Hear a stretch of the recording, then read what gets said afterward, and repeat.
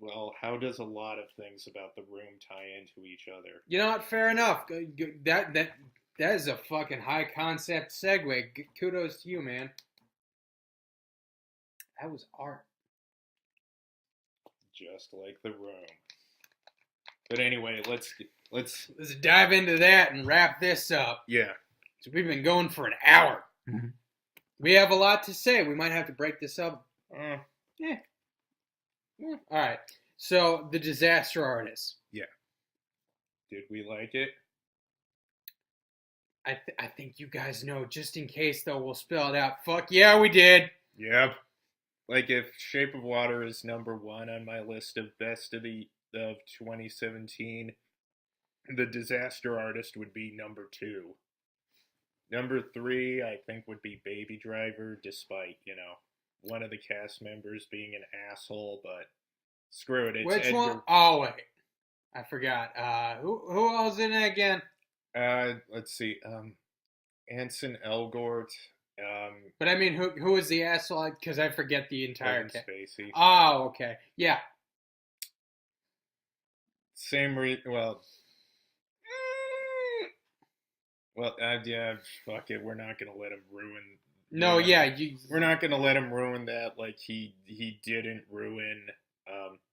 Like they avoided ruining that one All the Money in the World movie with Christopher Plummer replacing him. But either way, you know what? Fuck it. I like that movie because it's Edgar Wright, and it's like, and it just completely shakes up the whole.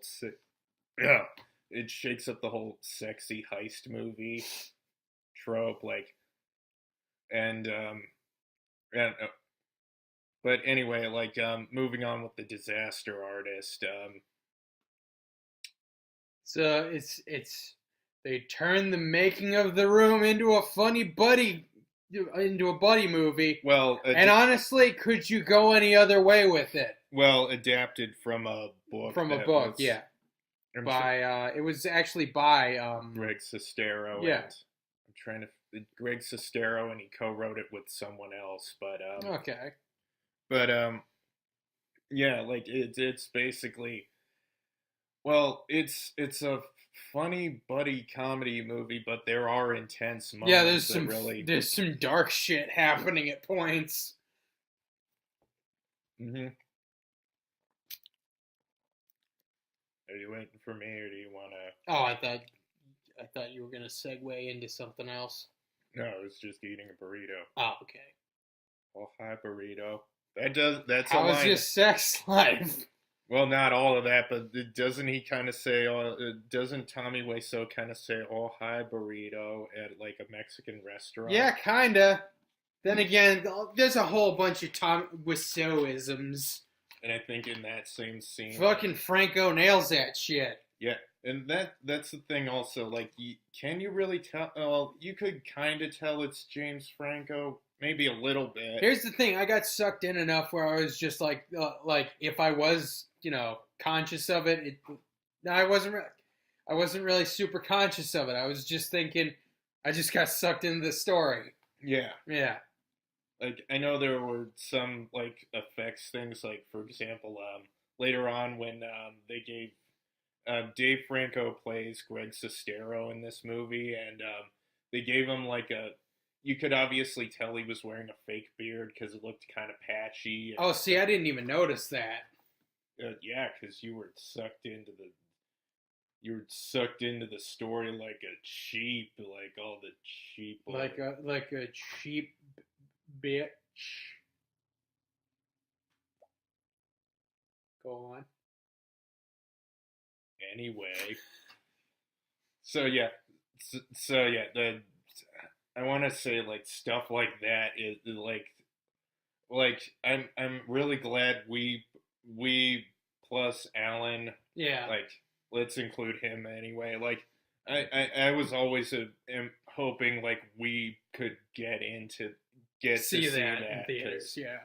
Because I don't know, it speaks to like what we're trying to do with the channel, or with just trying to make stuff, but also at the same time just not having much in the way of resources, or just like we want to make sure what we know what we're doing so it doesn't turn out like The Room. Or kind of does, but in the way we want it to. Like, in the positive way the room turned out. Like, in that it brings people joy with how hilarious and weird it is. Hilarious. Yeah, like, it, but also, like, I don't know. We want that to be the intended effect for everything we do, not just, not like, not trying to make a drama, have it turn into a comedy, and then have to say later, how do you like our comedy that was totally always supposed to be one and nothing else? And then everyone calls bullshit on, like, that would be then we're like, no, it's fine, shut up. Like, that would be the worst case. And of course, like, if you know the story of The Room and, like, the making of, you know, it turns out, like, it's become a meme now. Yeah. Like, it's a series of memes now. Like, Tommy Wiseau is playing it up now, and, like... Yeah, didn't he also do that Tommy Wiseau show, where he, like, plays... Oh, I didn't even see that one. He plays video games that are sent to him by an alien. Oh, I gotta see that shit now. And now, like... That sounds like a good time. And now he's and he also played the villain in Samurai Cop 2. Oh yeah, that's right. But anyway, that's another one I gotta see. But anyway, going back to this movie, I haven't read the book, and I take it you haven't either. But I don't know. Having not read it,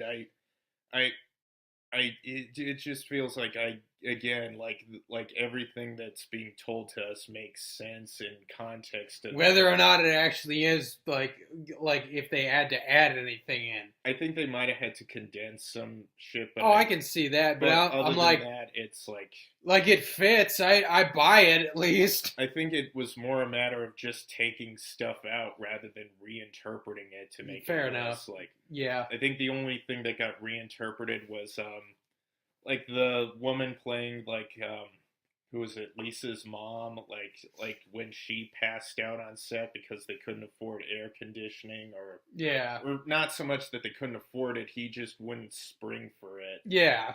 Like, even though he apparently has a bottomless pit of money. Yeah. Because how did you get that? No, shut up. It's fine. Don't worry about it. And he even put in his own separate toilet that only he can use. With it's got like a curtain around it. It's like, you could just go into the bathroom. No, it's fine. It's Hollywood move. It's Hollywood move. That's the director has own toilet.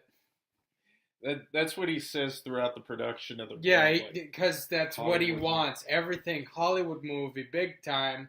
Like, he does a lot of really, like, before they start out, like, he actually buys the camera equipment. Yeah. Something that major studios will never do. Yeah, which they even make a point of letting the audience know that. Yeah. Like, because the technology is constantly changing, but... Yeah, it doesn't make sense to actually buy it. And he doesn't just buy one camera. He buys like the whole setup, doesn't he? Like, he buys 35mm and HD. Oh yeah, because he gets film stock and digital, because it's the early '90s. Yeah, and both are readily available. So he's like, no, we'll shoot it on both. Yeah, which you could maybe bullshit like, oh, that's just good foresight. It's ready for DVD when that comes out. But no, it's just because he's like, no, fuck it, it's a Hollywood movie. And I don't think they even used the 35mm. Or no, they used the 35mm. They didn't use the HD. Yeah. Which, considering that one of the shots in this movie is like Tommy Wiseau's ass, like fucking like Lisa. The chick playing Lisa's belly button. I think that's probably merciful. Yeah. We don't need to see You don't need to see his ass in 1080p. Yeah. And of course, it was just his ass that he thought would sell this movie. No, I need to sell this movie. My ass must be on screen. Probably why he wore 2 belts. No, yeah, it's to make his ass look good. Yeah. So, I don't know, should we start from the beginning, like when Greg Sestero actually met Tommy Wiseau? Honestly, we could probably jump around a bit. Yeah. Either way. Okay, So they meet at acting class in San Francisco. He asks him for tips on acting because he did this like really insane rendition of the Stella line from A Streetcar Named Desire, where he's just like, Stella, Stella, Stella. I even like climbs up like the side like of like fucking King Kong, and then just falls down, like actually falls. Yeah, he just jumps off that shit. And then does he do like a hump move? Like yeah. I think he's like humping the air of the ground or something. Like it's like if that scene was like played by Gigi Allen or something. Like, and it's a great reveal. Like you're watching that like, oh, here's our guy. Oh, here comes. This is our guy. Here's our pro tag. Yeah. Or, well, side pro tag. Yeah, one pro tag B. It's kind of like, it's like James Franco doing his own version of Ed Wood, but, Yeah, kinda. It's like Tommy Wiseau as Bela Lugosi and also Ed Wood at the same time. Yeah, I can see that. Of course, like, Greg Sestero could also be Ed Wood, but fuck it, he's not the one making the room. Yeah. Well, he's doing some stuff in it. Well, he had technically Tommy Wiseau didn't even all the way make the room. Yeah, like I'm trying to remember the actual guy's name, but Seth Rogen is in this movie. Yeah, he's the director of photography. Yeah, and / the like assistant like editor, right? Like it's pretty much. He's pretty much the actual director. And he's a director who's just at the mercy of this one cast member / writer / technically the director, but he doesn't know what he's doing really. Yeah. Like some stuff he kind of gets. Like he's apparently decent at getting an actor to come out of their shell a little bit and get out of their comfort zone and actually give a good performance at points. Yeah, like the Chris R. Yeah. Like, who people thought was an actual drug dealer that he got to be in the movie. But no, he's just an actor. He's just good at his job. Played in this movie by Zac Efron. Oh, yeah, that's right. Which, again, also another great performance. Like, I didn't even know it was Zac Efron as that guy. I had, like, is that fucking Zac Efron? And then, like, later, oh, that's fucking Zac Efron. Good job, man. This movie actually has this movie has quite an impressive cast. David Cross shows up, I think. No, wait, it wasn't David Cross. Who am I thinking? Wow. Zach Braff is in it. Yeah. Oh. There's Hannibal Buress shows up. Oh yeah, Hannibal Buress is one of the guys they buy the equipment from, and also Bryan Cranston makes a cameo as himself. Yeah, as Malcolm. Back when he was doing Malcolm in the Middle. Yeah, because it's a period piece, you see. Yeah, another period piece. Yeah, how about that? Connective tissue and all that. Yeah, but and the movie begins like with just this montage of different like talking heads, and it's like J.J. Abrams, Kevin Smith, Adam Scott, who else? Keegan-Michael Key. Yeah, oh yeah, he's in there too. Yeah. It's just a bunch of people touting Tommy Wiseau's praise. And the robe, like, it's just wondering, like, how did this happen? Like, I'm J.J. Abrams, and I'm fascinated by this incredible. And there's like that whole thing of like, hey, it's like you know all those Academy Award nominees and winners from like a couple of years ago? But you don't fucking remember most of those. You know what you do remember? The fucking room. Now I'm kind of worried about Shape of Water, that people are going to not remember it. Here's the thing. Shape of Water is good, but it also has a weird hook. Yeah. So I can see that becoming a classic, or at least a cult classic. Wait, could it still be a cult classic even if it got award recognition? Yeah. I think so, because, I mean, didn't a couple... God damn it. I don't know. Either way. Anyway. But yeah, like, I mean, James Franco and his brother Dave Franco do a really good job of, like, like just kind of slowly showing us how these two became friends, and it really started bonding over, you know, Loving classic movies, basically, well, and that, acting, just well, screencraft. well, yeah, and well, it really started from like just trying to help each other with their acting careers, and like eventually it turns into this friendship where like they decide to just, just move We're to just LA. gonna do it, man. We're gonna go out to LA and be big movie stars. No, it's not in that accent. It's just do it. You just gotta You do it. It's Go to do LA, it. make Hollywood Do movie. it. Do it. It's not even do it. It's Do do it. it. Do it. Do You gotta it. do it. Put pinky swear on me. Pinky swear. Pinky. Oh! Like they do that in front of James Dean's grave. Like, Yep. Well, not his grave. Like where His like little memorial where- site on the side where he, crashed his motorcycle. Yeah. It's like James Dean. We love you, brother. We do it for you. I've been your biggest fan, and of the one movie I just saw. At least we think. Yeah, who knows? Because this movie doesn't. I guess as with the book, maybe like this doesn't really answer where Tommy Wiseau. No, yeah, because no one knows. You know what? You know what they're portraying Tommy Wiseau as in this movie? He's like he's like Heath Ledger's version of the Joker if he didn't kill people, but just Just made a weird movie. and was just weird at acting or just And weird. He was just weird at everything. like he weirds out this producer played by Judd Apatow in like in like a public restaurant, and at the same time you kind of feel bad for Tommy Wiseau because the producer just chews him out. Oh yeah, I mean you feel bad for him because a lot of the movie is just his feeling of I don't fit in, and and it's like oh Tommy, we've been there at some point. Maybe not to the degree you're at, but Yeah, I mean, you also do rationalize a bit, like, he's not really fitting in because, well, I don't know.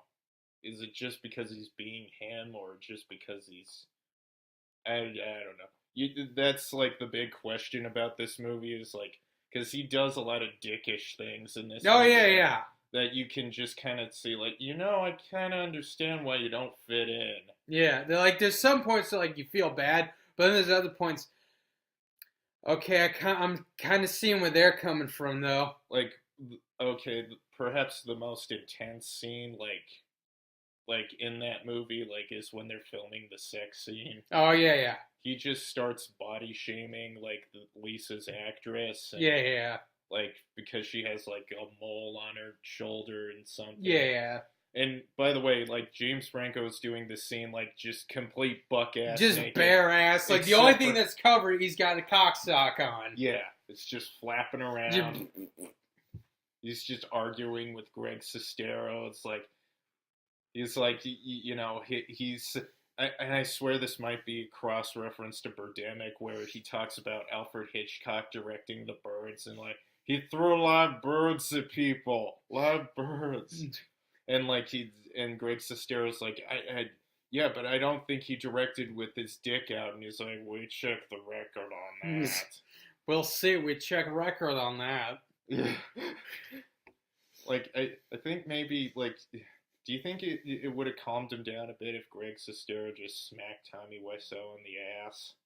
Like, it's not even the opposite of, like, a crying baby. Normally, a baby would cry, like, if you smacked him on the ass. Tommy Wiseau, nope, just smack him on the pooper, and that'll just calm him down. Just calm down. Okay. You gotta do the little hop, just to... But that's the thing about this movie. Like, you go into it expecting to laugh, and it does. And you laugh plenty of times, but you also feel shit. Yeah, but it's the thing, like, where you start to question: should I be laughing now, or should I? Is this supposed to be funny or intense or scary or? Which kind of fits in with Tommy Wiseau as a person. Yeah. And just the stuff he makes anyway. Yeah, and I mean, like It's that whole roller coaster ride of emotions. like the Kind of like Reanimator 2, weirdly enough. Or Bride Reanimator, I mean. yeah, Because that one's a whole roller coaster ride of different emotions. yeah. You ever seen that one? Well, yeah. Okay, yeah. Well, you got Jess that deluxe DVD set. Because when the hell else am I going to see that again? And the way you also, I just remember like when you actually did that. Yeah, it was in Chiller Theater last year. Like, didn't Jess ask you for something like, yeah, I just want like a little button thing or Just whatever. something Reanimator related. I'm just Like a little button kind or of like a like plushie or some shit. not even expecting this thing. Like, Yeah, and I'm like, well, I can't not get her this. yeah, Like if I don't, I have to take the knowledge that I could have to my grave. yeah. It's like, no, you know what? I'm never gonna see one of these again. Odds are, so I'm just gonna get this now. You know, you got to catch that fish while it's there. Yeah. Which it trying to tie that into something with the disaster. Well, I could have tied that in with Shape of Water. You know, catch Shit, that fish with. I'm sorry. I'm sorry. You had one job. I know. I go over that one little bit where Tommy Wiseau, James Franco playing Tommy Wiseau, can't remember His lines. the lines he wrote. That's like the trailer or the teaser for this movie where it's in the room. It's like where he comes out of he comes out on the rooftop and he's like, I did not hit her. I did not. He's bullshit. I did not hit her. I did not. I did not. And he throws the ball down. Oh, hi, Mark. And it's a line he wrote. Well, he wrote the whole thing. And he's still forgetting it. I don't know. Maybe you could chalk that up to nerves or something. Yeah, but still. And just all the different takes they run. There's like 70 some takes, right? I did not. What is line? Like, and then the whole one of them's like, I hit her, and everyone or no, the whole crew and cast just repeating it verbatim. I did not hit her. It's bullshit. I did not hit her. I did not. Oh, hi, Mark. And then one of them's like, he just comes out and says, I hit her. Everyone's like, no! Takes 80. And eventually, like, Greg Sestero just comes gives up. him a water bottle. It's like, just something you could focus on and not just, just not think about it so much. Seth Rogen's like, oh, look out, everybody, he's got a water bottle. And he comes out, and he actually delivers lines like, you know what, good enough. Good. We've been at this shit all day. Everyone's just kind of like, okay, all right. Just, humor. We're never going to get this film made. Yeah. But of course they did get it made, and like Tommy Wiseau, like just shows up at the premiere. Well, first he just speeds past it, like a bunch of times. They gotta build suspense. It's not a big enough crowd. Then they go in, they start watching the movie, and eventually people just start slowly building to like, and then eventually they just start laughing their asses off. And then he has like a bit of a breakdown. Goes out into the lobby. He's like tearing up, and you feel terrible for him.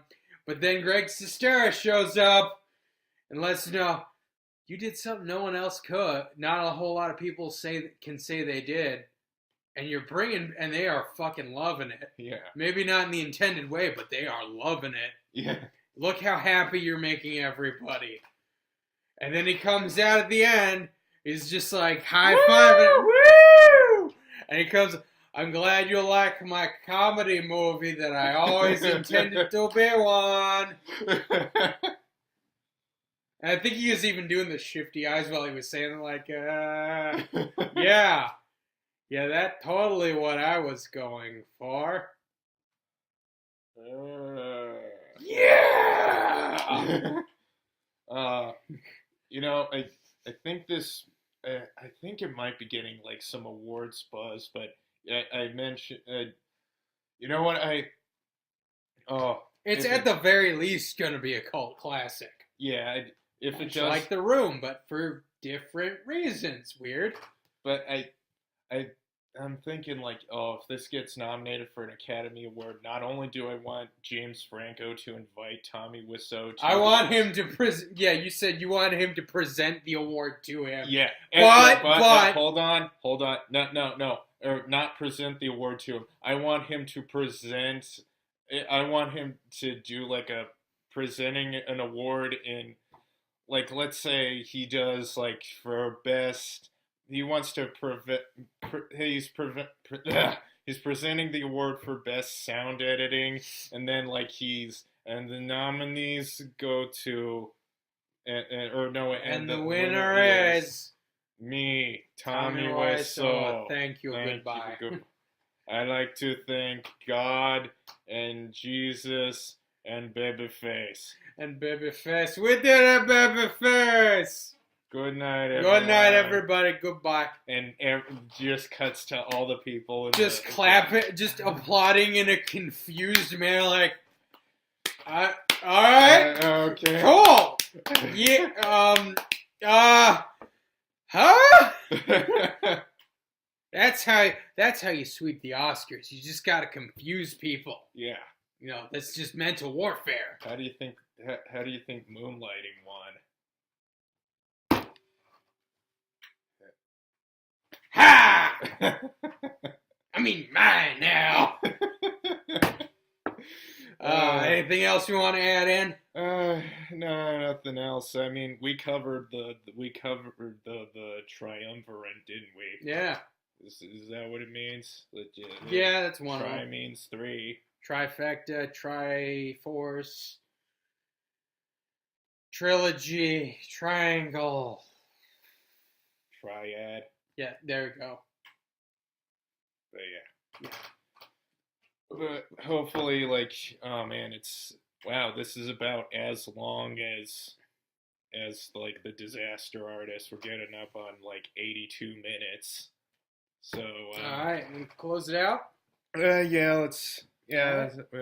Anyway, hopefully we'll try to do more and get more out for the channel. But if you if you like some of the videos we do, don't forget to like and share. Comment, subscribe, all that jazz. Yeah, and anyway, we'll see what happens in 2018. Happy 2018. Get ready. Bye. Bye.